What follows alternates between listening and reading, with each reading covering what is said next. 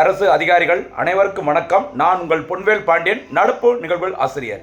இன்றைய தினத்தில் நம்ம பார்க்க போகிறது மார்ச் மாதம் 2ஆம் தேதிக்குரிய தினசரி நடப்பு நிகழ்வுகளின் ஒரு சூப்பரான தொகுப்பு. சமீப காலங்களில் போட்டித் தேர்வுகளில் எப்படிலாம் நடப்பு செய்திகள், கரண்ட் அஃபேர்ஸ், ஸ்ட்ராட்டஜிக்கை லிங்க் பண்ணி ஒரே கொஸ்டின்ஸில் கேட்குறாங்களோ அதே மாதிரி அருமையான முறையில் என்னால் முடிஞ்ச அளவுக்கு சிறப்பாக தொகுத்து வழங்கிட்டு இருக்கிறேன். நல்லா பயன்படுத்திக்கோங்க. வீடியோவை தயவுசெய்து ஃபுல்லாக பாருங்கள். எதை நம்ம எப்போ வேண்டான்னு நம்ம நினைக்கிறோமோ அதை தான் நம்ம முன்னாடி நிற்கும் ஒரு பிரச்சனையா. அந்த மாதிரி தான் நடப்பு செய்திகளும். தயவுசெய்து சொல்கிறேன், இப்போதுலேருந்தே நீங்கள் ஃபுல்லாக ஸ்ட்ராங்காக படிச்சிங்க அப்படின்னா தான் அடுத்து வரும் தேர்வுகளுக்கு, ஓகேவா, இன்னும் 8 மாதம் இருக்குது 10 மாதம் இருக்குன்னு நினச்சி அசால்ட்டாக இருந்துடாதீங்க. நடப்பு செய்திகள் 1 இயருக்கு கொஞ்சம் ஸ்ட்ராங்காக இருக்கணும். அதுவும் திட்டங்கள் சரி ஸ்ட்ராட்டஜிக்கெல்லாம் ரொம்ப ஸ்ட்ராங்காக இருக்கணும். அது எல்லாமே நம்ம ரிவிஷன் பண்ணிவிட்டு வாய்ப்பு கிடைக்கும் போது அந்த கேள்விகளை நம்ம கேட்டுட்டு இருக்கிறோம். மக்களை பயன்படுத்திக்கோங்க, தேர்வில் வெற்றி பெறுங்கள். இன்றைய தினத்திற்கான நடப்பு செய்திகள் மார்ச் 2ஆம் தேதிக்குரியது. ஃபஸ்ட்டு நம்ம பார்க்க போகிறது வழக்கம் போல் தலைப்பு செய்திகள், ஓகேவா. உள்ளடக்கத்தில் நம்ம என்னெல்லாம் பார்க்க போகிறோம் அப்படின்னா, ஃபஸ்ட்டு ஈரான் மற்றும் வல்லரசு நாடுகள் இடையிலான அணு ஆயுத ஒப்பந்தம். உங்களுக்கு தெரிஞ்சிருக்கும், ஈரான் நாட்டிற்கும் அமெரிக்கா, இஸ்ரேல் நிறைய பிரச்சனை போயிட்டு இருக்கும்போது அதுக்கு என்ன பின்னணின்னு சொல்லி பார்த்தீங்கன்னா ஒரு அணு ஆயுத ஒப்பந்தம். அந்த அணு ஆயுத ஒப்பந்தம் எப்போது கையெழுத்தானது, யாரெல்லாம் அதை கையெழுத்து போட்டாங்க அப்படிங்கிறத பார்க்கலாம். அதே மாதிரி IAEA அமைப்புனா என்ன, அதோட விரிவாக்கம் என்னன்னு சொல்லி பார்க்க போகிறோம். சரி, அதோட முக்கியமான வேலை என்னன்னு சொல்லி பார்த்துட்டு முக்கியமான 2 நடவடிக்கைகள் கடந்த வீடியோவில் நம்ம பார்த்துருந்தோம். Operation Epic fury, operation Lions roar அப்படிங்கிற மாதிரி 2 முக்கியமான ஒரு ராணுவ நடவடிக்கைகள் யார் மேலே மேற்கொண்டாங்க அப்படிங்கிற மாதிரி பார்க்க போகிறோம். அதுக்கப்புறம் இந்தியன் எக்கானமி தொடர்புடைய முக்கியமான செய்தி, GST வசூல். மாதம் GST எவ்வளோ கலெக்ஷன் ஆகுதுன்னு சொல்லி சொல்லுவாங்க. GST தொடர்பான ஒரு குட்டி செய்தி சூப்பராக பார்க்க போகிறோம்.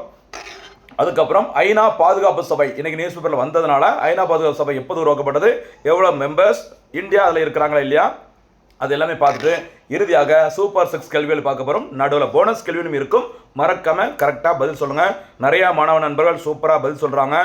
யூடியூப் வீடியோவில் நம்ம சேனல்லையும் கமெண்ட்டில் சொல்கிறாங்க. சில பேர் பர்சனலாக அனுப்புகிறாங்க. மேக்ஸிமம் நீங்கள் நம்ம சேனல்லே நீங்கள் கமெண்ட் பண்ணிங்கன்னா மற்றவங்களும் அதை பார்த்து பயன்படுத்தி யூஸ் பண்ணிப்பாங்க. சரிங்களாம்மா, ஆரம்பிக்கலாம். இனிமேல் விரிவாக ஃபஸ்ட்டு நம்ம பார்க்க போகிறது ஒரு முக்கியமான ஒரு தினம் பாருங்க, ஒரு செய்தி, கூட்டு விரிவான செயல் திட்டம். ஷார்ட்டாக என்ன சொல்லுவாங்கன்னு சொல்லி பார்த்தீங்கன்னா ரொம்ப முக்கியமானதுமா, ஞாபகம் வச்சுக்கோங்க. ஷார்ட்டாக JCPOA என்று அழைக்கப்படும் ஒரு ஒப்பந்தம் தான் இந்த கூட்டு விரிவான செயல் திட்டம் அப்படின்னு சொல்லுவாங்க. இது வேற ஒன்றும் கிடையாது. பாருங்க, 2015ஆம் ஆண்டில், எப்போ 2015ஆம் ஆண்டில் ஈரான் நாட்டிற்கும் வல்லரசு நாடுகளுக்கும் இடையே ஒரு அணுசக்தி ஒப்பந்தம் கையெழுத்தானது. அந்த ஈரான் நாடு பிளஸ் இந்த P5+1 சொல்லுவாங்க. சரியா, ஐநாவில் ஐக்கிய நாடுகள் சபையில் பாதுகாப்பு சபைன்னு சொல்லுவாங்களா, யுனைடெட் நேஷன்ஸ் செக்யூரிட்டி கவுன்சில், அதில் ஒரு 5 நாடுகள் நிரந்தர உறுப்பு நாடுகளாக இருக்கிறாங்க. அவங்க வேற யாரும் கிடையாது, America, Britain, China, Russia, France. யாரெல்லாமா, ABCRF என்று அழைக்கப்படும் America, Britain, China, Russia, France. இவங்க கூட சேர்ந்துட்டு ஜெர்மனி இன்னொரு முக்கியமான ஒரு நாடு. இந்த 6 நாடுகள் மற்றும் ஈரான் நாடு, சரியா, இவங்களுக்கு இடையே கையெழுத்தானதா அந்த அணுசக்தி ஒப்பந்தம். அதுக்கு தான் என்ன சொல்லுவாங்கன்னா ஒரு கூட்டு விரிவான செயல் திட்டம், ஷார்ட்டா JCPOAன்னு சொல்லுவாங்க. இந்த ஒப்பந்தம் கையெழுத்தான ஆண்டு 2015. அதாவது ஈரான் நாடானது அந்த முக்கியமானது, அந்த அணுசக்திக்கு தேவையான முக்கியமான இந்த யுரேனியம், அந்த யுரேனியத்தை செறிவுற்ற அளவை, என்ரிச் பண்ணுற அளவை ஒரு குறிப்பிட்ட சதவீதம் தான் இருக்கணும். அதுக்கு மேலே தாண்டி போச்சுன்னா அப்படின்னா அணு ஆயுதங்களாக பயன்படுத்தி, ஓகேவா, மனிதர்களுக்கு பிரச்சனை ஏற்படுத்திடும் அப்படின்னு சொல்லிட்டு இந்த செறிவுற்ற அளவை கண்ட்ரோலாக வச்சுக்கணும்.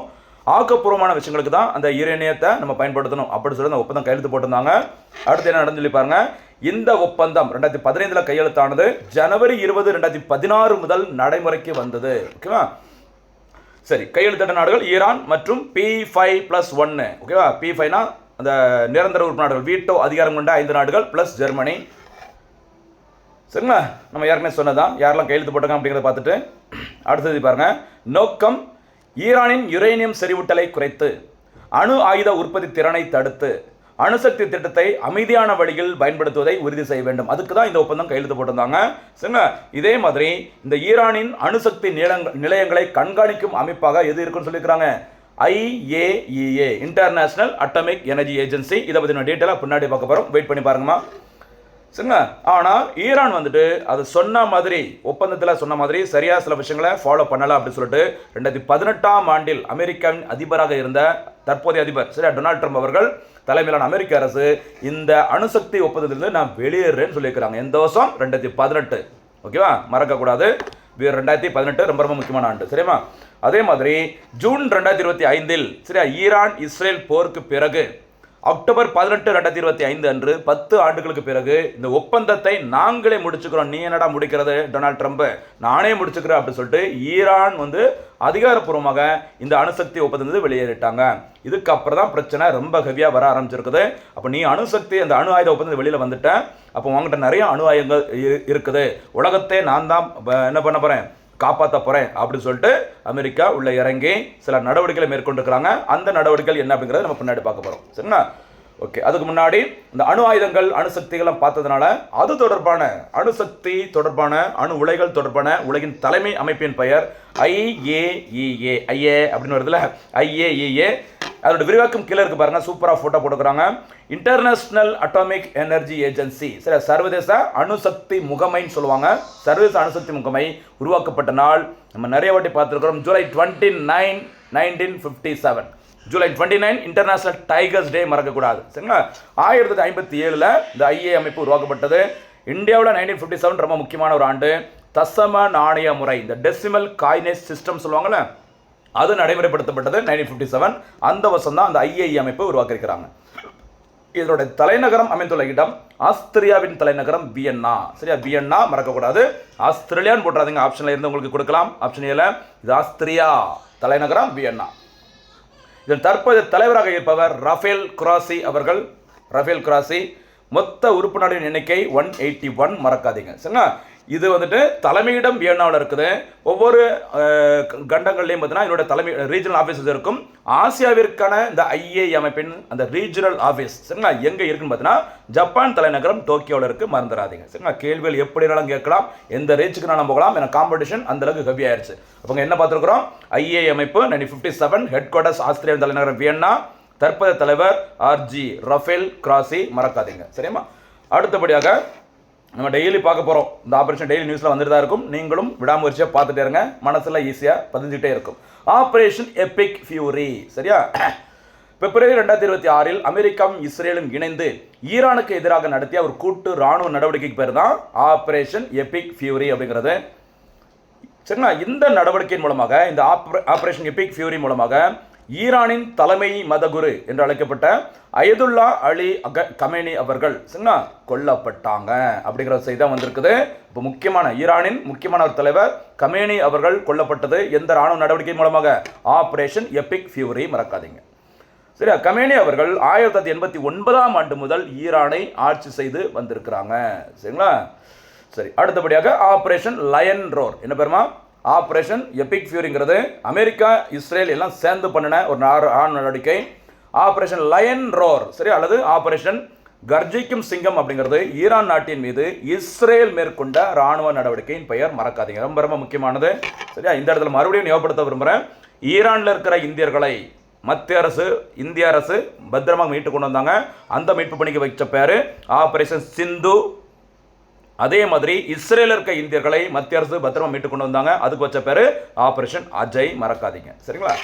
ஓகே, அடுத்தபடியாக பிப்ரவரி மாத GST வசூல், முக்கியமான ஒரு பொருளாதாரம் தொடர்புடைய செய்தி. சரியா? GST goods and service tax அப்படி சொல்லுவாங்களே, சரக்கு மற்றும் சேவை வரி. ஓகேவா? பிப்ரவரி 2026 அதோட கலெக்ஷன் 1.83 லட்சம் கோடியை தாண்டி இருக்குது. சரிங்களா? எவ்வளோ அமௌண்ட்டு அப்படிங்கிறதுலாம் ரொம்ப எந்த மாதத்துக்கு எவ்வளோன்னு சொல்லி கேட்க சான்ஸ் இல்லை. ஒரு ரெக்கார்டு அதிகபட்சம் குறைந்தபட்சம் ஏதாவது வந்ததுன்னா அதை நம்ம நோட் பண்ணிக்கலாம். சரிங்களா? இந்த GST சட்டம் நடைமுறைக்கு வந்த நாள் பார்த்துக்கோங்க, ஜூலை 1, 2017. இந்த GST தொடர்பான சரி அந்த தேசியன்னு இருக்குது. இந்த GST தொடர்பான அரசியலமைப்பு சட்ட திருத்தம் ஓகேவா 101 சரியா கான்ஸ்டிடியூஷனல் அமெண்ட்மெண்ட் ஆக்ட் 101 எதை பற்றி கூறுகிறது, GST தொடர்பானது, ஞாபகம் வச்சுக்கோங்க. சரிங்களா? அடுத்தபடியாக தற்போது GST 2 விகிதங்களில் மட்டுமே விதிக்கப்பட்டு வருகிறது. ஒன்று 5%, இன்னொன்று பார்த்தீங்கன்னா 18%. ரொம்ப ரொம்ப முக்கியமான செய்தி, ஞாபகம் வச்சுக்கோமா. சரிங்களா? 5%, 18%, இந்த 2 விகிதங்கள் தான் GST தற்போது விதிக்கப்பட்டு வருகிறது. GST கவுன்சிலில் தான் எல்லா நடவடிக்கையும் எடுப்பாங்க. சரிங்களா? அதே மாதிரி ஆடம்பர பொருட்கள், லக்ஸரி ஐட்டம்ஸாக இருக்கலாம், அல்லது உடலுக்கு தீங்கு விளைவிக்கக்கூடிய அந்த சின் ப்ராடக்டாக இருக்கலாம், அதுக்கு ஜிஎஸ்டி கவுன்சில் 40% வரைக்கும் வரி விதிக்க முடியும் என்பது குறிப்பிடத்தக்கது. சரிங்களா? இந்த 5%, 18% அப்படி 2 ஜிஎஸ்டி விகிதங்கள் விதிக்கப்படும் அந்த முறையானது செப்டம்பர் 22, 2025 முதல் நடைமுறைக்கு வந்தது. ஓகேவா? இந்த ஜிஎஸ்டி தொடர்பான எல்லா முடிவுகளும் எங்கு எடுக்கப்படும் அப்படின்னு பார்த்தீங்கன்னா ஜிஎஸ்டி சபை, ஜிஎஸ்டி கவுன்சில் எடுக்கப்படும். இந்த ஜிஎஸ்டி சபையோட தலைவராக எப்பவுமே இருப்பவர் மத்திய நிதியமைச்சர் அவர்கள். அந்த வகையில் ஜிஎஸ்டி கவுன்சிலின் தற்போதைய தலைவர் நிதியமைச்சர் நிர்மலா சீதாராமன் அவர்கள். சரிங்களா? ரொம்ப ரொம்ப முக்கியமான செய்தி, விட்டுறாதீங்க. அடுத்தபடியாக அடுத்த செய்தி போலாமா? ஐநா பாதுகாப்பு சபை, யுனைடெட் நேஷன்ஸ் செக்யூரிட்டி கவுன்சில், ஷார்ட்டா யுஎன்எஸ்சின்னு சொல்லுவாங்க. இந்த யுஎன்எஸ்சி என்பது சர்வதேச அமைதி மற்றும் பாதுகாப்பை பேணுவதற்காக ஒரு பொறுப்பான ஐநாவின் அமைப்பு தான் இந்த யுஎன்எஸ்சி. என்ன விரிவாக்கம்? யுனைடெட் நேஷன்ஸ் செக்யூரிட்டி கவுன்சில், ஐநாவின் பாதுகாப்பு சபை. வேர்ல்டு லெவலில் அமைதியாக எல்லா நாடுகளும் இருக்க வேண்டும். உள்நாட்டு கலவரம் வேற ஏதாவது பிரச்சனை வரும்போது அங்கே அமைதி காக்கும் படைகளை அனுப்பி அங்கே அமைதியை நிலைநாட்டுவதற்கு முக்கியமான ஒரு ரோல் ப்ளே பண்ணுறது யார்? த யுனைடெட் நேஷன்ஸ் செக்யூரிட்டி கவுன்சில். இந்த யுஎன்எஸ்சி என்பது 15 உறுப்பினர்களை கொண்டது. அந்த 15ல் 5 நிரந்தர உறுப்பு நாடுகள் மற்றும் 10 நிரந்தரமற்ற தற்காலிக உறுப்பு நாடுகள் இருப்பாங்க. அந்த நிரந்தரமற்ற தற்காலிக உறுப்பு நாடுகளுக்கு பார்த்தீங்கன்னா பதவிக்காலம் 2 ஆண்டுகள் இருக்கும். சரியா? இந்த 5 நிரந்தர உறுப்பு நாடுகள் ஓகேவா? உங்களுக்கு எதுன்னு தெரிஞ்சிருக்கும், நம்ம நிறைய வாட்டி பார்த்துருக்கிறோம். America, Britain, China, Russia, France. சரியா? ABCRF, ஆர்எஃப்னா இந்த ரிசர்வ் ஃபோர்ஸஸ் அப்படி சொல்லுவாங்கல்ல, ABCRF அதை ஞாபகம் வச்சுக்கோங்க. America, Britain, China, Russia, France. Okay, இந்த 5 தான் வீட்டோ அதிகாரம் கொண்ட ஐநாவின் நிரந்தர உறுப்பு நாடுகள். பிளஸ் 2 ஆண்டுகளுக்கு மட்டுமே பதவி காலத்தை கொண்ட 10 நிரந்தரமற்ற உறுப்பு நாடுகள். இப்போ 5 + 10 இது அடங்கியதுதான் ஐநா பாதுகாப்பு சபை. ரொம்ப ரொம்ப முக்கியமானது ஒரு அமைப்பு. சரிங்களா? அடுத்தபடியாக இன்றைய தினத்திற்கான சூப்பர் 6 கேள்விகள். முதல் சூப்பர் 6 கேள்வி, ஈரான் மற்றும் வல்லரசு நாடுகளுக்கு இடையே அணு ஆயுத ஒப்பந்தம் எந்த ஆண்டு கையெழுத்தானது? ஏன்னா பிரச்சனை அங்கே தான் ஆரம்பிக்குது, அதனால தெரிஞ்சுக்கோங்க. அடுத்து, IAEA அமைப்பின் தலைமையிடம் எங்கு அமைந்துள்ளது? இரண்டாவது சூப்பர் 6 கேள்வி.